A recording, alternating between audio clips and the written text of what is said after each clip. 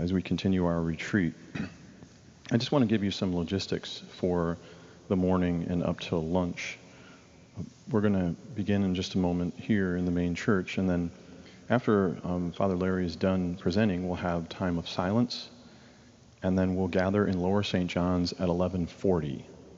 Gather in Lower St.Johns at 11:40. And we'll do some small group sharing. I'll give some guidance on that when we gather. And then we'll have lunch immediately after that, and then I will give directions after we conclude lunch. So with that, once again, I want to get that mic there. And then I'll hand it over to John. And once again, the song is a way for us to be in community and also to give thanks to God for the gift of spirituality and faith and of community. John, go ahead. I thought to start this morning, I would have us sing number 770 in the musicals. Come to the Water, number 770. And to start, we'll do just verses 1 and 3. Please join me.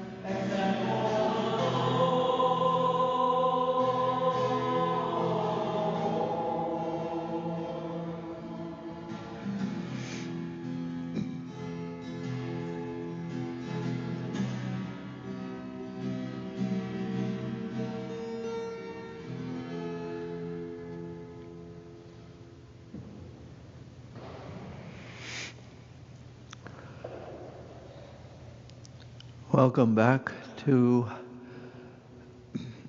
the adventure.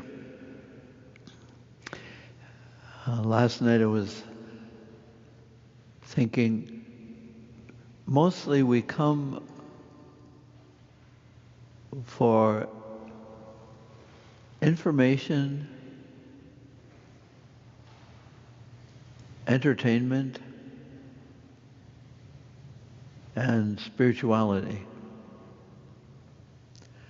And so I came up with the term infospiritainment. That's what we're doing. So We'll see if we can do some of that.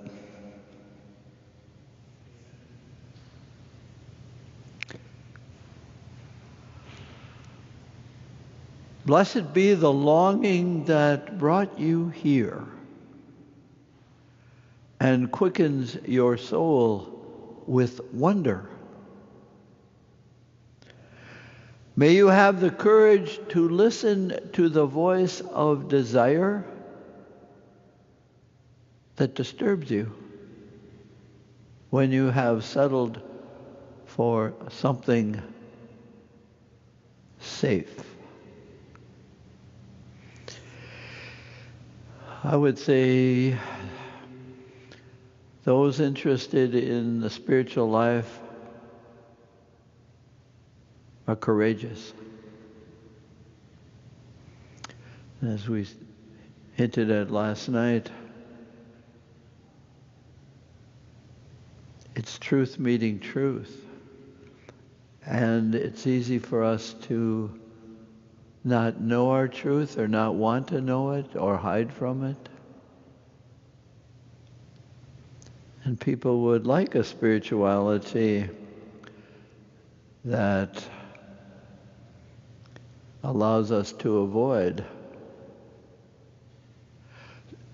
the truth, so we can have a spirituality that we do the right thing. We drink holy water and genuflect and tell beads and novenas.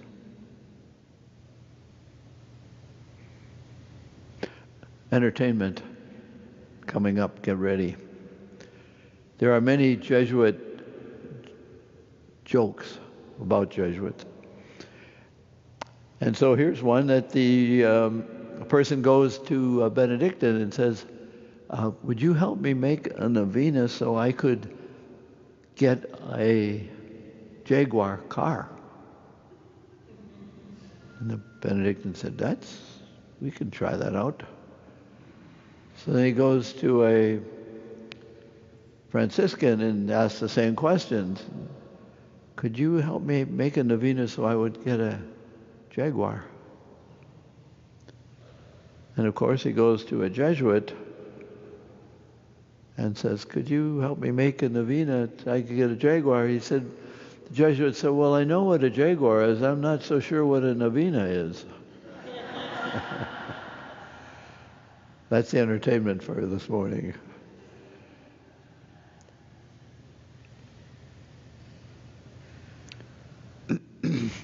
So there is a longing.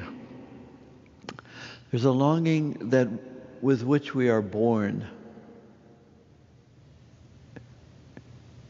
It enters our being, our souls, when we are with God and we are returning to God, and we know what unity, truth, and beauty is.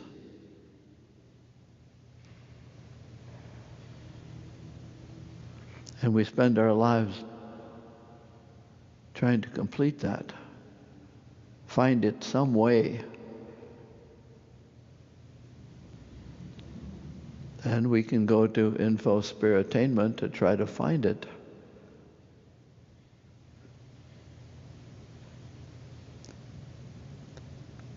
We search for what we miss. It's one of the ways of looking at life.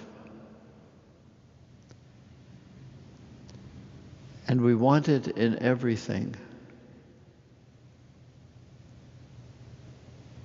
And so we'll try to find it in relationships, accomplishments, procurements, productivity, reputation. Like to find it in big things and in little things. And it's always limited. It's always,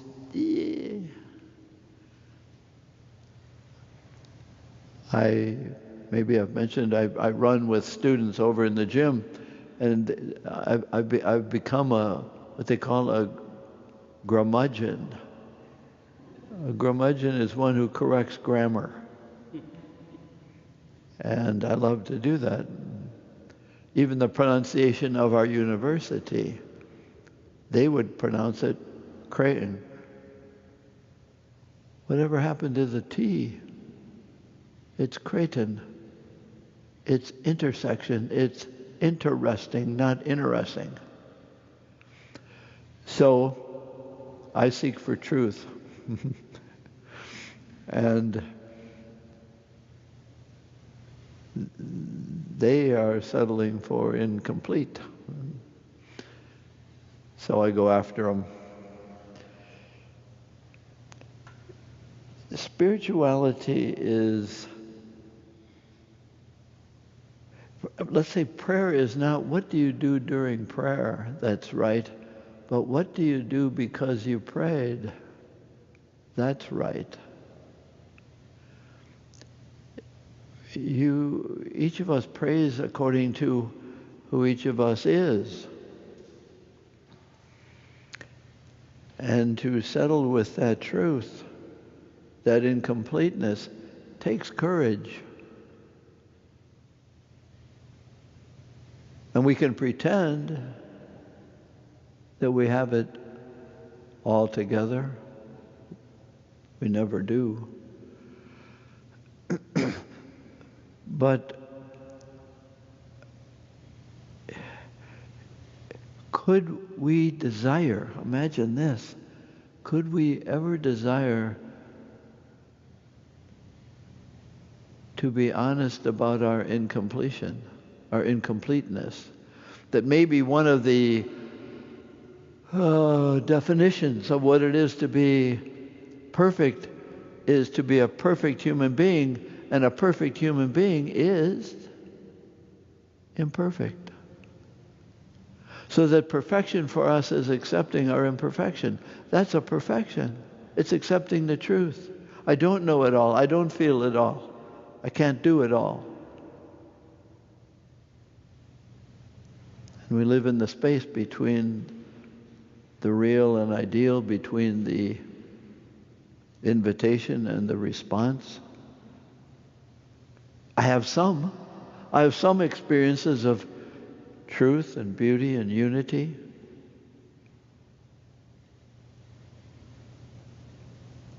And you can live in anger because you have so little of what you want most of.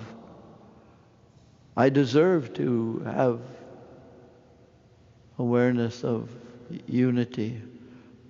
I must never feel disunified, or it's not right if I feel separated. No, that's a perfection, to know what it is and to live with it and to pray with it. And not to pray for perfection beyond being a perfect human being who is imperfect. That we long. Blessed be the longing that brought you here to prayer, to friendship. Blessed be the truth of my untrue self. I'm not true. I'm not truly united. I'm not truly involved in beauty, limitedly. And I said last night that God deals with that. The resistance. This is fine, God, but I want more, please. I want it all, please. I want the Jaguar, please. Can I have it all? And the spiritual person, the prayerful person, the courageous person knows and can live with the limited and be grateful for it. Can you imagine to be grateful for the limitations? I only have half a pizza. I only have half. I was thinking about telling you a joke but not telling you the punchline. And what you might do is to try to figure it out, because you can't settle for not knowing. We long to know. We long to have it all. I won't do that to you, but We long for the punchline in everything, and to have the courage to receive what I can. Our minds long for truth, all of it. We long for the truth of God, and our minds are so limited, it's like putting the ocean into my little sand pail. It's a great spiritual freedom to know that you can't have anything all. You can't live with it. It's not around us. The best dinner you ever had, limited. Best relationship, limited. Best talk on prayer you ever heard, today, limited. Believe me. Can I be grateful for what is limited?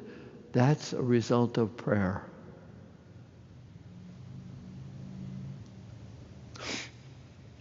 And we want to have some kind of infinite, totally complete prayer.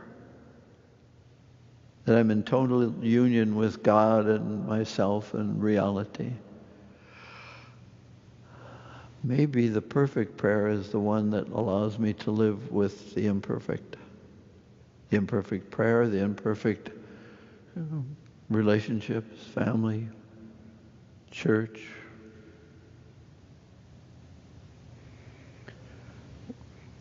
We long for the complete and we live with the particular. And we pray with the particular. The particular as it invites us to the complete. We're in that tension. And people judge their prayer because they don't get it. They don't get completion and they don't get resolution.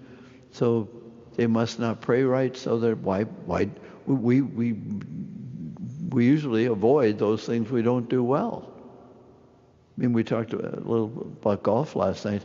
Eventually, golfers that don't golf well give it up. Save money.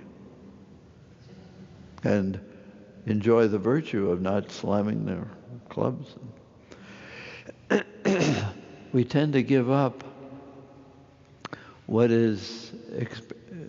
our experiences of incomplete, of imperfection.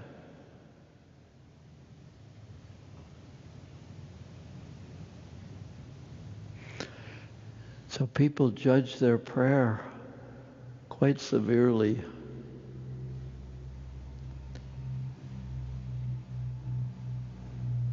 Share something with you now. Prayer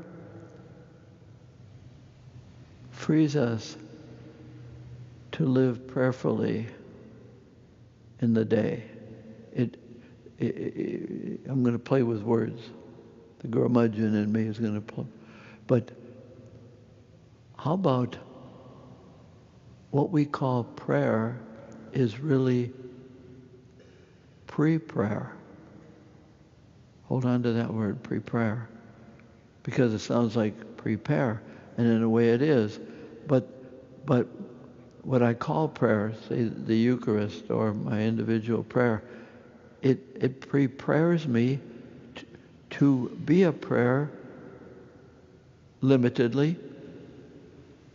At the end of the liturgy we say, now go.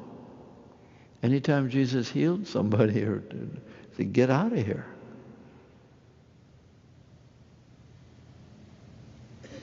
So that the sacraments as prayer are really preparing us. All the sacraments are missionings. How many people have been married here? They didn't live their marriage here. They were sent by marriage. They were sent by the Eucharist. They were sent by sacrament of reconciliation. The sacrament of reconciliation, I think, is a real sacrament of reorientation. to get me back into the direction that the sacraments send me to, that my individual prayer sends me to. So prayer is pre-prayer for the prayer of my life. And during the prayer of my life, I'm not aware of praying. I'm aware of who I am because I have been blessed in prayer. Did I feel blessed in prayer? No, not necessarily. That's not it. It's not about feeling. You can have a wonderful relationship and not feel it. You live it.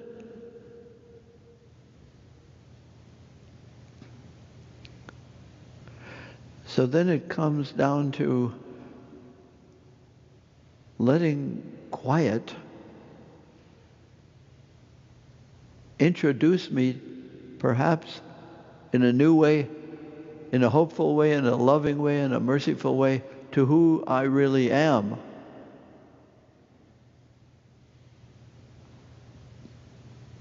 One of my definitions of prayer, and especially the Eucharist, is I come to be reminded who God says I am because I have been listening to many voices about who I am. The culture, students, teachers, government, bank accounts. Many voices tell me who I am.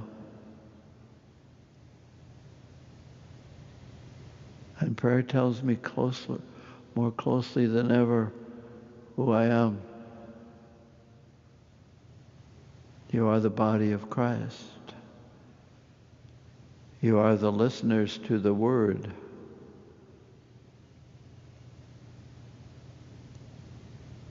And so a little group like this in a 5 o'clock Mass, it's a big group being told, yes, this is who you are. And you're being told by each other who you are. You are the hungry. You are those who need to sit and let God sit by your side to tell you who you are, even though the voices of other announcers still ring in your ears. And a lot of those voices are negative. Not enough. The Latin word for enough is satis. And so there is a longing for satisfaction. And my human failure prevents me from satisfaction. I think satisfaction is a satisfiction. It doesn't happen. And here you all are in this little group, all being very aware of your satisfaction. And is that a holy place? Is that empty place? Is that longing place holy? Yes.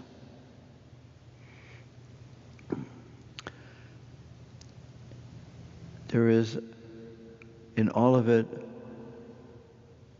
a tremendous hunger. Hunger and longing go together.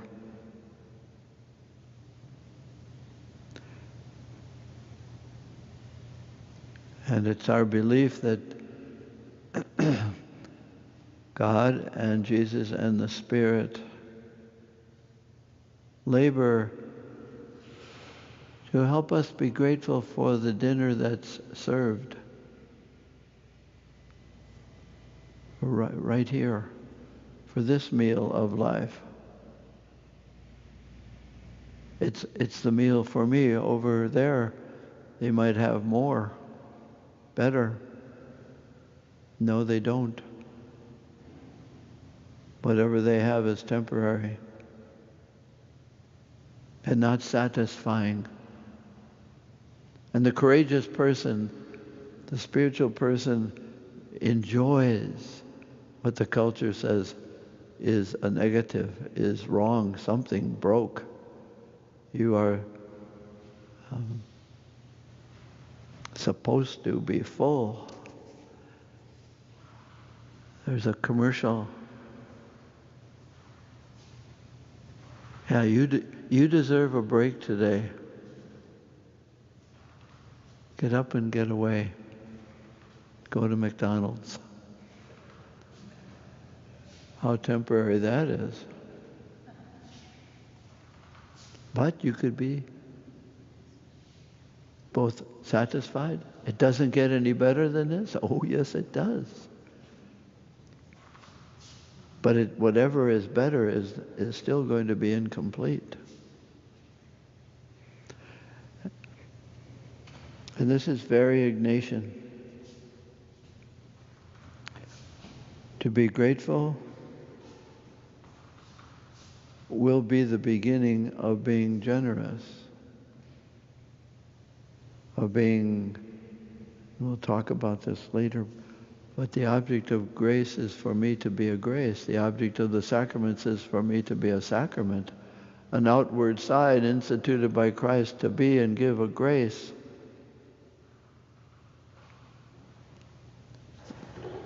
The joy of the Eucharist is the simplicity of the host, the fragility of the host,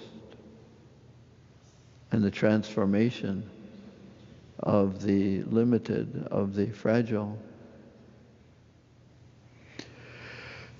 So prayer is allowing God's consecrating prayer over me and us.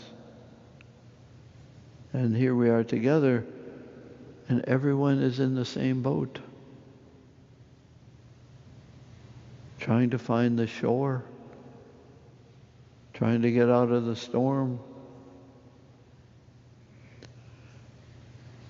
So prayer is a joyful time if you can be blessed by the longing that brings you to prayer. If you allow God to sit by your side as you are, in what that poem there says, this silent and overflowing leisure. Prayer can be used as a time of strategy and solution. Get it fixed. What gets fixed is only a temporary. I fixed the kids' grammar, and the next time we run, they're back to saying Creighton. Or me and my friends are going, no, what about proper grammar? It's temporary. And so is my reconstruction. And can I have the courage to both long for total reconstruction, knowing that even if I have a sense of that, everything is set now, everything's good, it's going to rain tomorrow. I'm going to stub my toe. Somebody once said the reason we have little toes on our feet is to find the legs of chairs at midnight in the dark. It's your little toe that finds it.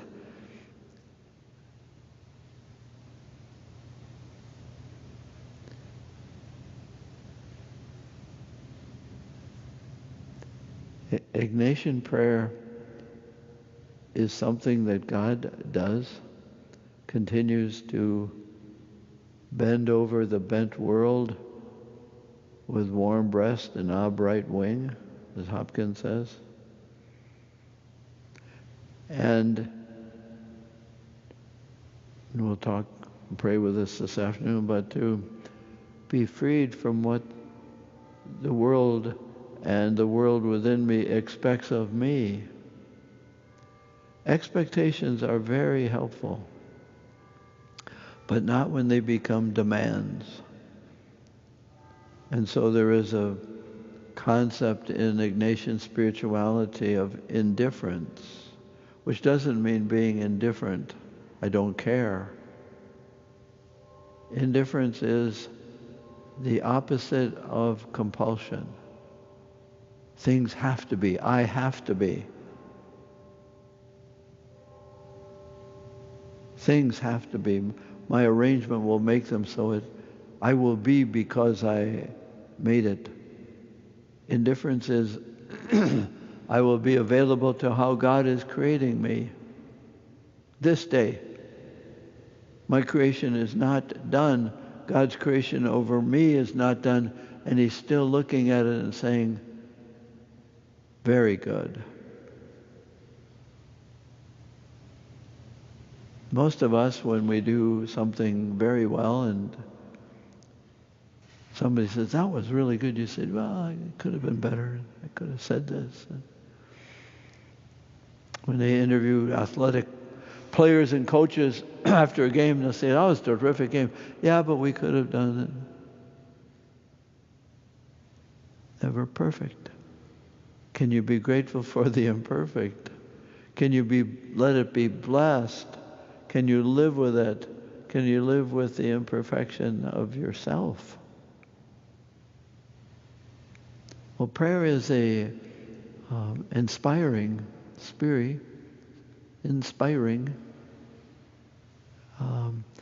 movement to live. One of my favorite scriptures is John 6, where there's a lad here who has only 5 loaves and 2 fish, but what are these among so many? What am I among so many with so limited? And Jesus says, I'll show you. I will bless and distribute you. One final thing before I send you off to your confusion.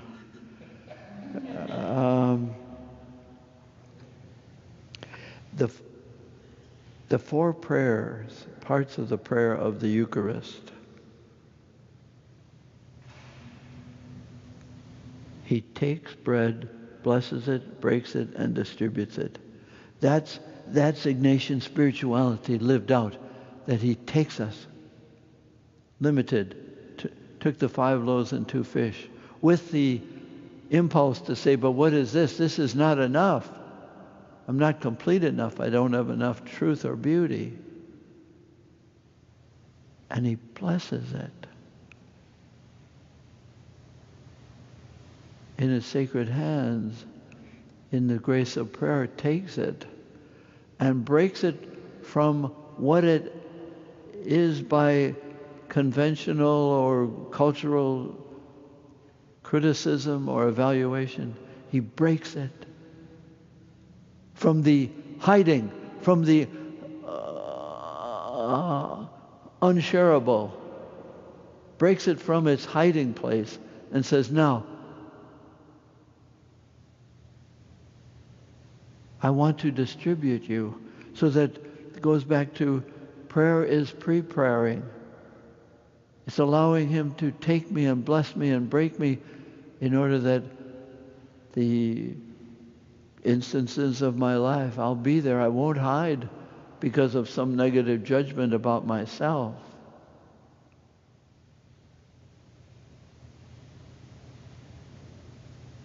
So can I let prayer be a taking of me and a blessing of me? He's still breathing over us, creating us. I'm not done yet. I know. Keep creating me, blessing me, and breaking me from the worldly judgment that is within me, the demanding, the more than expectations. Hope is good. Necessity is not good. It's unfreeing. It has to be this. I don't have to be. That's my egocentric demand. Prayer is the experience of God giving me my want. I want you to be who you are. I want you to be my creation. And there's a war between my creation of you and your creation of you. And that's the hard part. That's the tension. So I push you out into your boat again, into deeper water, and I say, how are you? Which is and Ignatius would say, how are you and what do you want considering how you are? I have kids over in the gym, every morning or afternoon they'll say, hi Father, how are you? And I say, I have no idea. What? You, a Jesuit? You don't know? I'll say, Father, how are you? I say, I don't want to know. I confuse them. How am I?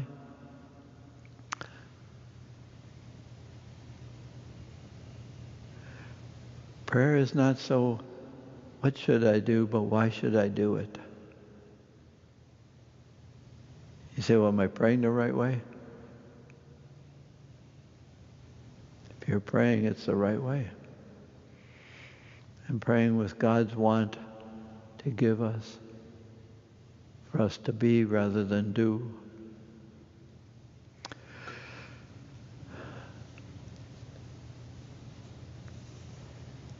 Blessed be the longing that brought you here.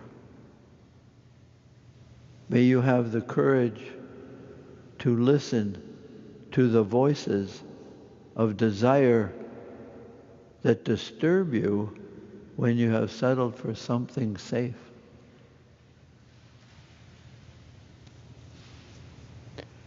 John?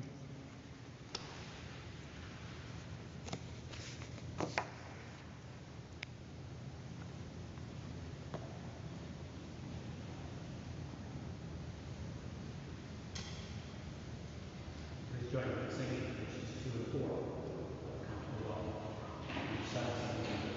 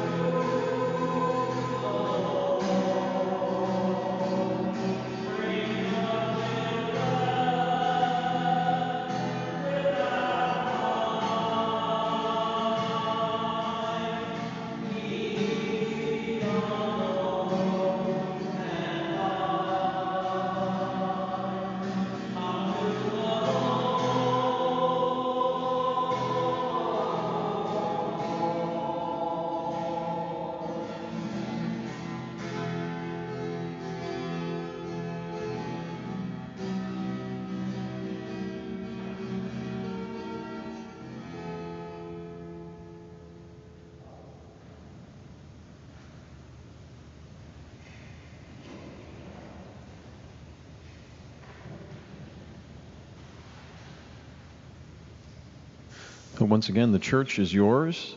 Feel free to move about the church, have some quiet and reflective time here. Feel free to walk on the campus, and then we'll reconvene together in Lower St. John's at 11:40. At 11:40. Thank you.